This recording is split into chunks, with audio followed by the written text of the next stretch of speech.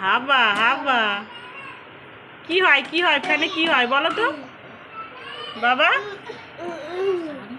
ফ্যানে কি হয়? আমি বন্ধ করে দিয়েছি, বন্ধ করে দিয়েছি।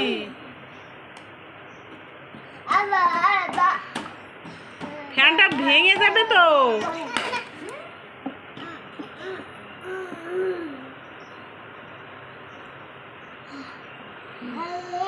দেখ কি করছে, দেখো।